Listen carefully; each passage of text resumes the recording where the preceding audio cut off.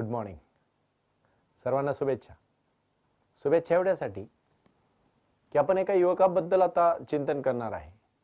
तरुण तुर्क, चिरतरुण, तरुणांसाठी केलेलं तरुणांनी कार्य म्हणजेच तरुणांचं कार्य असं ज्यावेळेस आपण म्हणतो त्यावेळेस मला ना नेहमी प्रश्न पडतो बा. म्हणजे आज तुमच्याशी समोर चर्चा करण्याच्या अगोदर मी फक्त वार्तालाप करणार आहे, आज कुठलंही भाषण करणार नाही. काय होतं बऱ्याच वेळा भाषणामध्ये आपण एखाद्या जोशात बोलतो, समोरच्याला ते पटतं रुजतं मला माहित नाही. आज लाईफ मॅनेजमेंट इन्स्टिट्यूटच्या माध्यमातून समोरचा जो ऑडियन्स आहे किंवा जो माझा इथं विद्यार्थी वर्ग आहे हा टीनेजर आहे. टीन हा शब्दाचा अर्थ मला फार वर्षांनी कळला बा. मी म्हटलं कसं काय? ते म्हणले 13, 14, 15, 16, 17, 18, 19 आणि 20. 20 मध्ये टीन नाही आलं, 19 पर्यंत टीन आलं. मग टीन म्हणजे काय हो? बऱ्याच वेळा लोक म्हणतात नाही अजून तो टीनेजर आहे, तो लहान आहे. आता प्रश्न असा निर्माण होतो लहानपणीच, म्हणजे असं अजून एक म्हण तुम्हाला माहित असेल, लहानपण देगा देवा मुंगी साखरेचा रवा, ऐरावत रत्न थोर त्याचा अंकुशाचा मार. म्हणजे काय हो? समजतंय तुम्हाला मी काय बोलतोय ते? सर्वात महत्वाची गोष्ट, सर्वांपर्यंत माझा आवाज पोहोचतोय का? कारण ज्याने आपल्या भाषणातून अमेरिकेमध्ये जगाला दाखवून दिलंय की भारताची संस्कृती ही एक महान संस्कृती आहे, त्या स्वामी विवेकानंदांवर आपण आज चिंतन करणार आहोत. स्वामी विवेकानंद नाव घेतलं तरी तरुण चेहरा समोर येतो. अरे तुमच्या आमच्या सर्वांचं रक्त असं सळसळतं. वक्तृत्वाची वाणी काय असू शकते, शब्दाशी काय असू शकतात, आणि शब्द जसे आपल्याला आधार देतात तसं 1893 साली अमेरिकेमध्ये स्वामी विवेकानंदांनी जो जागर केला तो जागर महत्वाचा आहे. तो विचारांचा जागर आहे, तो देशाचा जागर आहे, तो राष्ट्राचा जागर आहे, तो समाजाचा जागर आहे, तो प्रत्येक हिंदुस्थानीचा जागर आहे. आणि भारताची प्रतिमा जगाच्या कानाकोपऱ्यात पोहोचवण्यासाठी स्वामीजींचं योगदान तुम्हाला आम्हाला विसरून चालणार नाही. बाबांनो, आज मी अशाच एका युवकाबद्दल आपल्याशी चर्चा करणार आहे. महाराष्ट्र हा शूरांचा देश आहे, शूरांचं राष्ट्र. आचार्यात्रेंनी बऱ्याच वेळा सांगितलं. याच पुण्यनगरीमध्ये लोकमान्य टिळकांनी असतील, नामदार गोखलेंनी असेल, सावरकरांनी असेल, महात्मा फुलेंनी असेल, अनेकांनी स्वराज्याची, राष्ट्राभिमानाची, समाजाची आणि समाजाला उभं करण्याची क्षमता निर्माण केली. कोणी राष्ट्रासाठी काम केलं, कोणी समाजासाठी काम केलं, कोणी आपल्या नातलगांसाठी काम केलं, आपल्या बांधवांसाठी काम केलं. स्वामी विवेकानंदांनी कोणासाठी काम केलं? अरे आपल्या अखल तरुणांसाठी स्वामी विवेकानंदांनी काम केलं. आणि म्हणून त्यांचा जन्मदिवस 12 जानेवारी हा योग दिन म्हणून साजरा केला जातो. किती मोठं चैतन्य आहे त्यांच्या विचारांमध्ये, अरे किती मोठा आपलेपणा आहे त्यांच्या विचारांमध्ये, किती मोठं त्याग आहे त्यांच्या कार्यामध्ये, आणि किती वर्ष आयुष्य. म्हणतात ना महापुरुष फार काळ जगत नाही भावांनो. पहा ना तुम्ही सर्वांचं आयुष्य पहा बरं. किती वर्ष जगले हो ज्ञानेश्वर?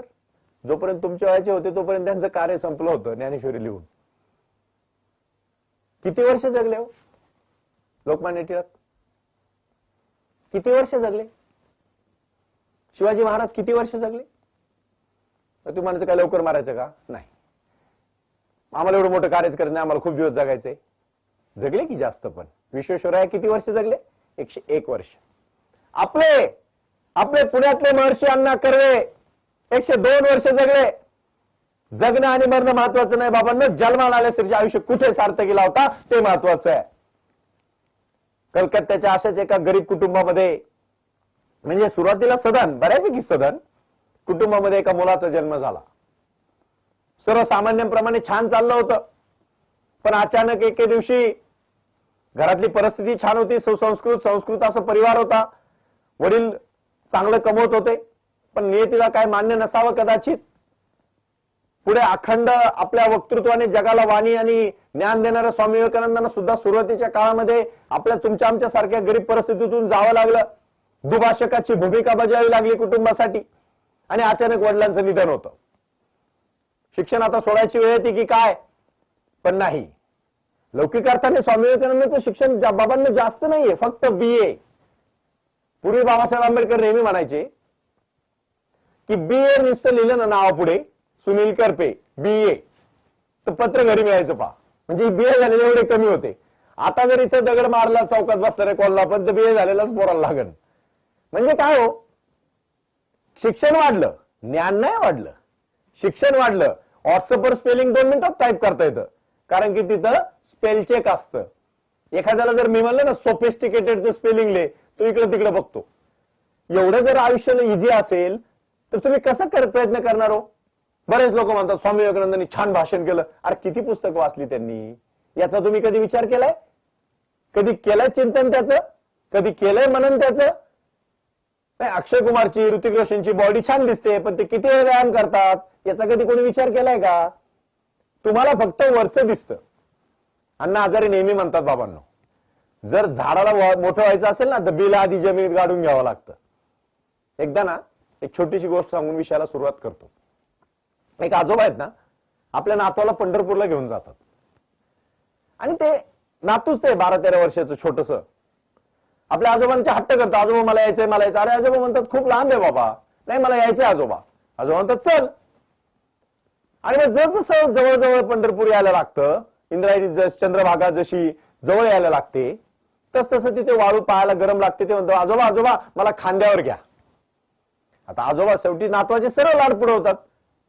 आपल्या ते आजोबा त्या नातवाला खांद्यावर घेतात. मंदिर फार जवळ यायला लागतं आणि मग त्या नातवाला कळस दिसतो पण मंदिराचा. पावर का 60 वर्षाच्या आजोबाला कळस नाही दिसला, पण 12 वर्षाच्या नातवाला का दिसला हो? कारण तो आजोबांच्या खांद्यावर बसलेला आहे. का 1893चा मी सांगतोय, 93, 83, पुढचा काळ झाला 1901 मध्ये. काय झालं? अरे कोणत्या काळात त्यांनी कार्य केलंय याचा अभ्यास करा. आणि मग अचानक वडिलांचं स्वामी विवेकानंदांचं निधन होतं. घरची जबाबदारी मोठा मुलगा म्हणून त्यांच्यावर पडते.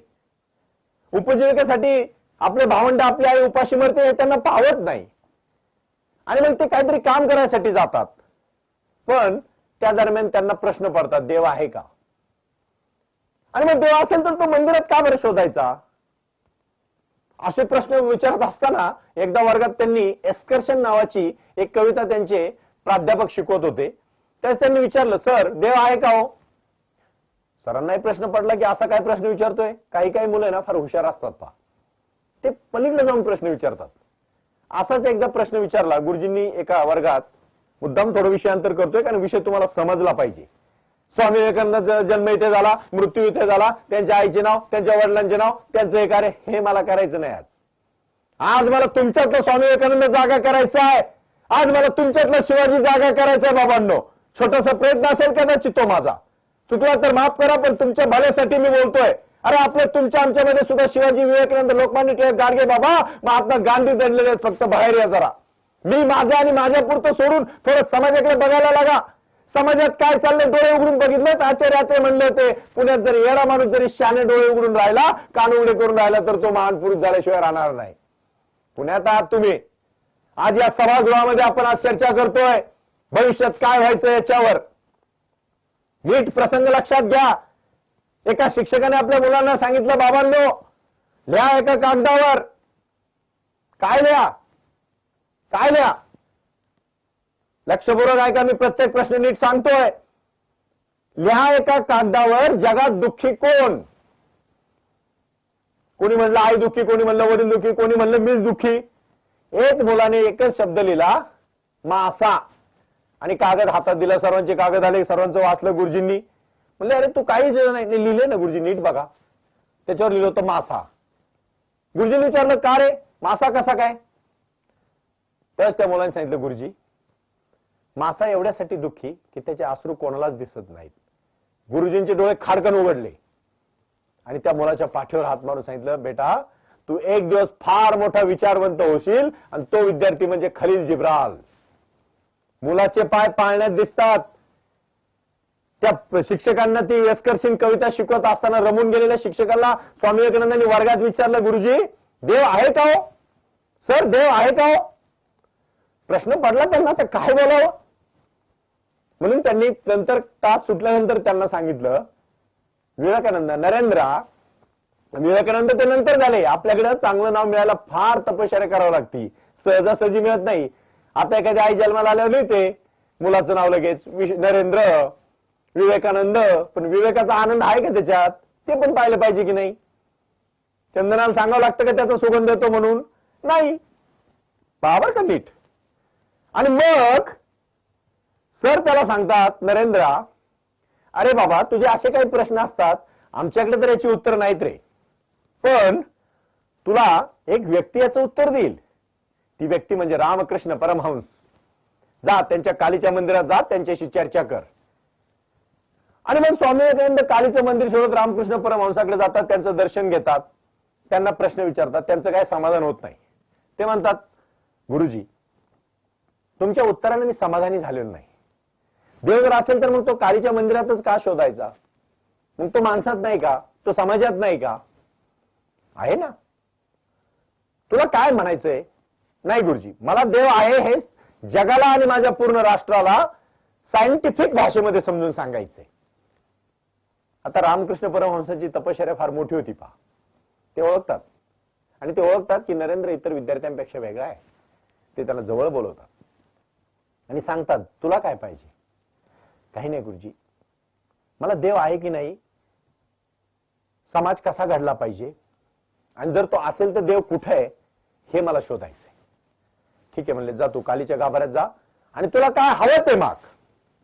आता नरेंद्रचे प्रश्न असे होते की माझे भाऊ बहीण उपाशी मरतायत, मी काही काम करत नाही, माझ्या आईचे हालापेष्ट मला पाहवत नाही, आधी मला त्यांना सुखी करायचंय. परमहंस म्हणतात, तुला काली प्रसन्न झालेली, जा तुला जे मागायचं ते माग. हे आतमध्ये जातात. आता आतमध्ये कालीच्या गाभाऱ्यात गेल्यानंतर नरेंद्राने प्रश्न पडतो, आणि खरोखर त्यांना प्रश्न पडण्याच्या अगोदर ते कालीला मागतात, हे देवी, मला भक्ती, ज्ञान आणि वैराग्य दे. असं 2दा 3दा 4दा होतं. ते बाहेर येतात आणि मग पहावर का, मग रामकृष्ण परमहंस त्यांना म्हणतात, अरे नरेंद्रा, तू वेगळ्या कार्यासाठी जन्माला आलायस. तुझ्या वैयक्तिक गरजा असतीलही नाही असं नाही, पण त्याच्याही पेक्षा तू भक्ती, ज्ञान, वैराग्य मागतोयस, म्हणजे तुझं ज्ञान अफाट आहे. आणि मग तिथून त्यांना गुरुची प्रचिती येते. आणि मग नरेंद्र आपलं कार्य करायला सुरुवात करतात, जीवन जगायला सुरुवात करतात, अखंड ज्ञान करतात. आपले रामकृष्ण परमहंस अंतिम क्षणात असताना नरेंद्रावर आपल्या रामकृष्ण मठाची जबाबदारी सोडून हे जग सोडून निघून जातात. नरेंद्र अखंड वाचन, अखंड चिंतन आणि भ्रमण करत करत संपूर्ण देश फिरतात. फिरलं पाहिजे. तुमच्या हातात कॉम्प्युटर, तुमच्या हातात तुमचा लॅपटॉप, तुमचा आयपॅड, तुमचा मोबाईल. कधी क्रीडांगण माहित नाही, कधी निसर्ग भ्रमण माहित नाही, कधी 4 मैदानी खेळ नीट माहित नाहीत. मुली असू मुलं असू, याच्याशी चॅटिंग कर, त्याच्याशी चॅटिंग कर, म्हणजे शेजारी बसल्याबरोबर 2 दिवस बोलत नाही आपण, आणि मात्र जो अमेरिकेत आहे त्याच्याशी तासन तास बोलतो. काय उपयोग हो याचा? कधी विचारपूस केली का आपल्या आईची, कधी वडिलांची, कधी आजोबांची, कधी आजीची, कधी आपल्या जवळच्या 4 मित्रांची कधी केली का तुम्ही? आपल्याला जे मिळतं ना त्याची तुम्हाला चिंता नाही राहत. नरेंद्रांनी आपल्या भावासाठी, बहिणीसाठी, आईसाठी खूप काही केलं, पण त्यांचा जन्म फक्त त्यांच्यासाठी करण्यासाठी झाला नव्हता. त्यांना ज्ञानाची लालसा होती, त्यांना डिग्रीची अपेक्षा नव्हती, त्यांना ज्ञानाची लालसा होती. There are 2 different part in the most important things of life. One is degree and one is knowledge. You told me, what is the difference of degree and knowledge? There is a big difference. One person is dedication and other is sympathy. That work will be success, but dedication is must. How to dedicate for subject? मी त्या विषयाशी किती समरस झालोय. अरे जोपर्यंत तुमचा श्वास तुमच्या ध्यासासाठी घेतला जात नाही ना बाबांनो, तोपर्यंत समजायचं की आपण अजून यशस्वी झालो नाही. आणि जोपर्यंत तुम्हाला तुमची ओळख सांगावी लागते स्वतःच्या तोंडाने, तोपर्यंत समजायचं की आपलं ध्येय अजून आपल्यापासून लांब आहे. माणूस पाहिला की आपलं ध्येय समजलं पाहिजे. सचिन तेंडुलकर सांगतो का मी क्रिकेटर आहे म्हणून? अमिताभ बच्चन सांगतात का मी ऍक्टर आहे म्हणून? माननीय पवार साहेब किंवा माननीय नरेंद्रजी मोदी सांगतात का मी पॉलिटिशियन आहे म्हणून? माननीय मुकेश अंबानी, माननीय अनिल अंबानी सांगतात का मी उद्योगपती आहे म्हणून? नाही. त्यांचं नाव ही त्यांची ओळख निर्माण होते, आणि त्यांची ओळख हेच त्यांचं काम असतं. एवढं मोठं झालं पाहिजे. स्वामी विवेकानंदांनी सगळं विचार सुरू केले, कार्य सुरू केलं. कलकत्त्याहून निघालेली ही स्वारी पूर्ण जगाच्या कानाकोपऱ्यात गेली. मुंबईमध्ये गेले, दिल्लीत गेले, प्रत्येक भारताच्या कानाकोपऱ्यात स्वामीजी पोहोचले. आता परदेशात जायची वेळ आली. आणि मग आता स्वामीजींना परदेशात जाण्यासाठी त्या काळामध्ये अमेरिका आजही पुढे आहे, त्या काळातही पुढे होती, इथून पुढेही पुढे राहील. कशामुळं? का त्यांना 4 पाय आहेत का? अमेरिकेच्या कुठल्या माणसाला 8 पाय आहेत का हो? तुमच्यासारखे 2 पाय, 2 हात, 2 डोळे, 2 नाक, नाक पुढे 2, नाक 1, 2 कान. गांधीजींनी सांगितलं होतं 3 माकडांचं उदाहरण, मी नंतर सांगेल, आता विषयात तर करत नाही. पण स्वामी विवेकानंदांनी ठरवलं होतं की मला राष्ट्र उद्धार करायचा आहे, राष्ट्रभक्ती हे माझं आयुष्य आहे. सुरुवातीला पडणारे प्रश्न नंतर प्रगल्भ झाले. देव आहे की नाही याचे प्रश्न त्यांचे निवडले, स्वतः त्यांनी उत्तरं शोधली. आता ट्युटोरियल लिहायचं म्हणलं तर आपण दुसऱ्याची पुस्तकं घेऊन लिहितोय, दुसऱ्याचे नोट्स घेऊन लिहितोय. स्वामीजींनी तसं केलं का? त्यांचे प्रश्न तर मोठे होते. तुमचे प्रश्न कसे आहेत? काय प्रश्न आहेत तुमचे? ज्याचे प्रश्न जेवढे मोठे ना त्याचं सक्सेस तेवढा मोठा, हे डोक्यात ठेवा. आणि मग ठरलं 1893 साली अमेरिकेमध्ये 5 सप्टेंबर 1893 ला शिकागो येथे राष्ट्रपरिषद होणार होती. देशोदेशीचे 7,000 लोक त्या ठिकाणी आपल्या धर्माबद्दल, आपल्या राष्ट्राबद्दल बोलणार होते. भारताची मोठी अडचण होती.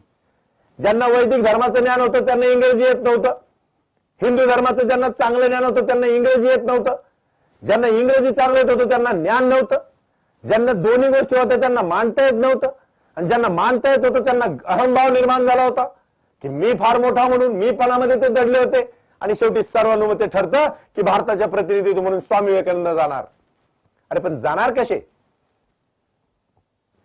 वर्गणी करून गेले स्वामी विवेकानंद. तुमच्यासारखे पैशाचे त्यांचे आईबाप श्रीमंत नव्हते. आज मला पालकांना सुद्धा थोडं बोलायचंय, माफ करा, पण एखाद्या मुलांनी जर एखादी गोष्ट मागितली तर बाप त्याच्यासाठी पोटाला चिमटा घेतो, आई त्याच्यासाठी खर्चात कपात करते, पण मुलाला मात्र पल्सर गाडी घेऊन देते, करिश्मा गाडी घेऊन देते. करिश्मा मला फार कळत नाही टू व्हीलर्स मधलं, पण तरी. आणि मग मुलं, अरे मग तुम्ही पण विचार करा ना, आपल्या मुलाला आपण किती पुस्तकं घेऊन देतो? आपला मुलगा व्यायाम करतो की नाही? आपल्या मुलाची संगत कोणाबरोबर आहे? हे जर सगळं आज विचारात घेतलं तर उज्ज्वल भविष्य. एवढं लक्ष, आज पेराल ते उद्या उगवणार आहे. गहू पेरले तर गहू उगवतील, हुलगे नाही उगवणार. चांगले संस्कार दिले तर मुलं चांगले निघतील. आज जर बाप, असं बोलू नये पण बोलायला पाहिजे, जर व्यसन करून येत असतील, सिगारेट पित असतील, दारू पित असतील, इतर काय अनेक प्रकार असतील, मुलं काय करतील? आणि काय त्या बापाला अधिकारी मुलाला सांगायचं की नाही तू असं करू नको म्हणून? नीट लक्षात ठेवा, मन हे फार अनुकरणशील आहे. डोळे तुमचं सर्वात जास्त शिक्षण देत असतात. तुम्ही वाचा ना हे चरित्र. स्वामी विवेकानंदांनी ठरलं अमेरिकेत जायचं. आत्ताच्या सारखं विमान नव्हतं, जहाजाने स्वामी गेले. तिथे गेले तर सगळं मराठी, शेवटी प्राध्यापकच. वकिलासारखी बुद्धी नव्हती, सगळे कागद जवळ ठेवायची. शिक्षकच समाजाचे. काही लोक तुम्हाला म्हणता कोणत्या शाळेत शिकवत होते, तसे शिक्षक नाही. काही शिक्षक हे शाळेतल्या मुलांचे शिक्षक असतात आणि काही शिक्षक हे समाजाचे शिक्षक असतात. त्यातले स्वामी होते. सगळे कागदपत्र हरवले, राहायला पूर्ण पुरे पैसे नाहीत. अमेरिकेमध्ये त्यांची सगळी अगदी सगळ्या प्रकारे विपर्यास झाला. पण म्हणतात ना, काही काही ठिकाणी नियती खूप मदत करते बा. तशी नियतीने मदत केली स्वामींना. आणि मग स्वामींना मदत केल्यानंतर प्रोफेसर राईट यांनी त्यांना योग्य वेळी योग्य ठिकाणी, आणि त्यांची जेव्हा स्वामीजींशी चर्चा झाली त्यावेळेस सांगितलं तिथल्या प्रोफेसर त्या सर्व शिकागोच्या धर्म परिषदेमध्ये की one of the learned professor the teach of all professors here to the good excellence and talent. आपल्या सगळ्या प्राध्यापकांपेक्षा ज्याचा प्रकाश या जगाला पडेल एवढा ज्ञानी माणूस भारतातून आलाय, त्याला संधी द्या. 5 मिनिटाची संधी 7व्या दिवशी मिळाली. अरे मराठी, हिंदी, बंगाली जनगणमन जेव्हा लिहिलं ना तेव्हा त्याच्यात पूर्ण भारताचा उल्लेख रवींद्रनाथ टागोरांनी का केला हो? मला ना कधी कधी फार छान प्रश्न पडतो.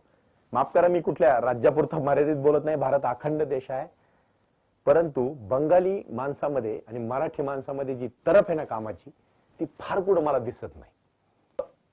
घोष, मी आता जे सांगितलं तुम्हाला, ही सगळी माणसं, मग छत्रपती शिवाजी, लोकमान्य टिळक, बाबासाहेब आंबेडकर, महात्मा फुले, शाहू महाराज, साने गुरुजी, गाडगे महाराज, ही माणसं बघा ना.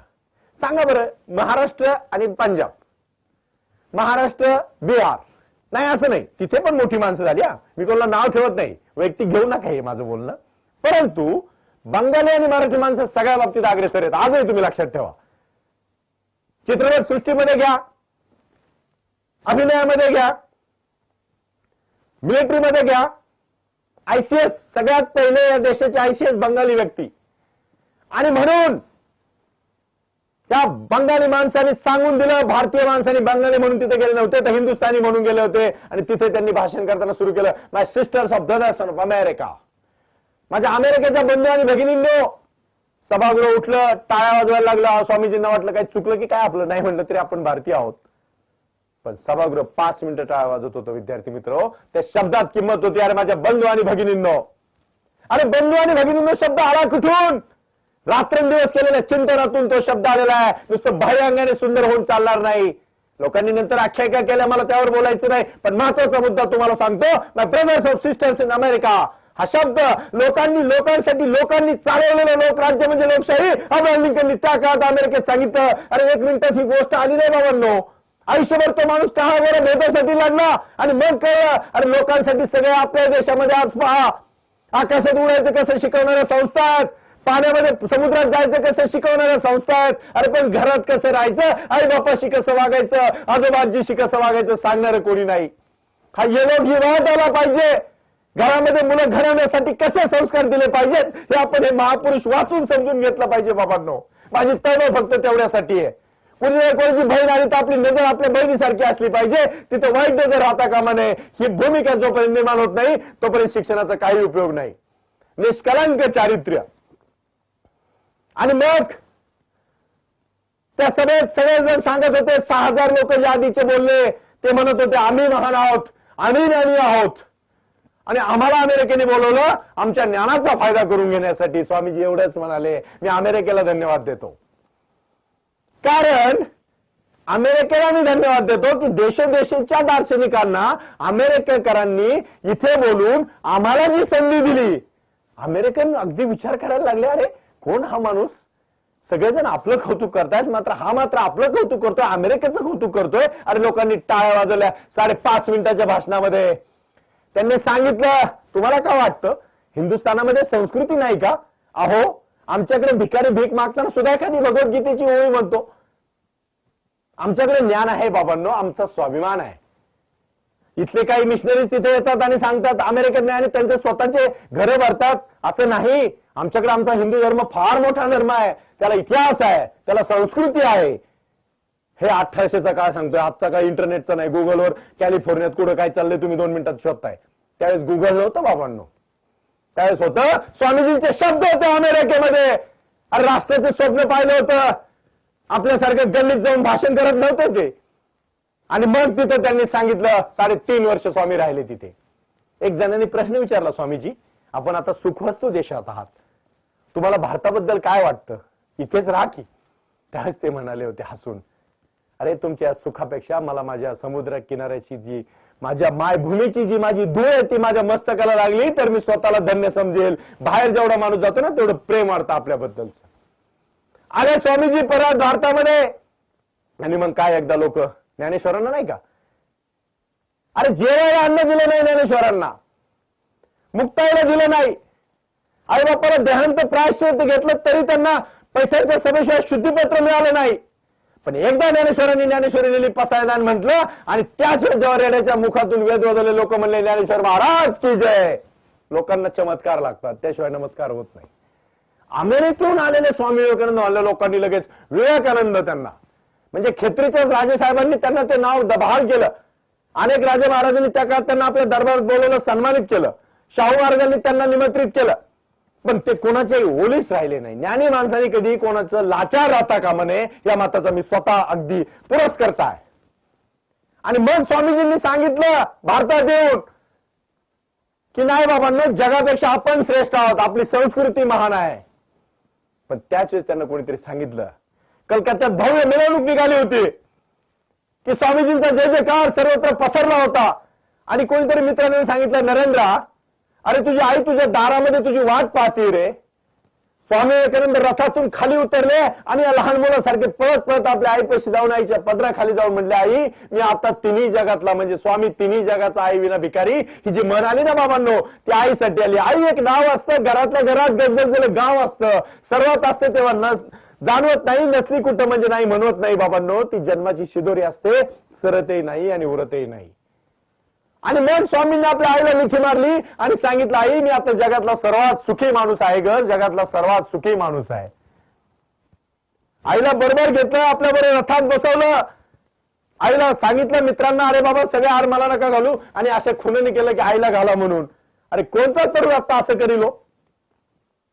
त्या काळात स्वामी जगाचा वक्ता म्हणून ज्यांनी प्रसिद्धी मिळवली ती ज्ञानी पुरुष म्हणून आईसाठी फार पहा नतमस्तक होणारे स्वामी विवेकानंद होते. मग आईने नवस केला होता तू येशील म्हणून. आईने सांगितलं, अरे नरेंद्र मी नवस केला होता बाबा तू येशील म्हणून. मग कालीच्या मंदिरात गेले, आईचा नवस फेडला. अरे पोरगा थोडा शिकतो, सातारा सांगली आमच्या नगर भागातून पुण्यात येतो, 4-2 पुस्तकं शिकतो, त्याला वाटतं फार ज्ञानी झालो, गावाकडे गेलो आई वडिलांशी कसा वागतो. इस्त्रीचे कपडे घातले म्हणून ज्ञान वाढत नाही बाबांनो.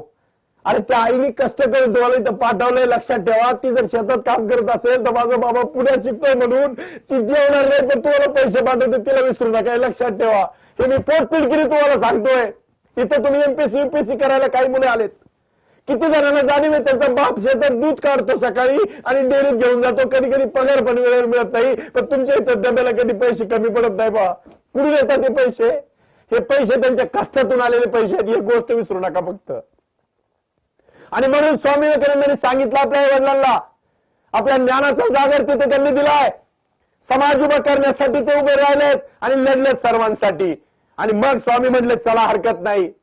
आईचा आशीर्वाद घेतला आणि मग सर्व करून पुन्हा आपल्या मठात त्यांनी स्थापना केली.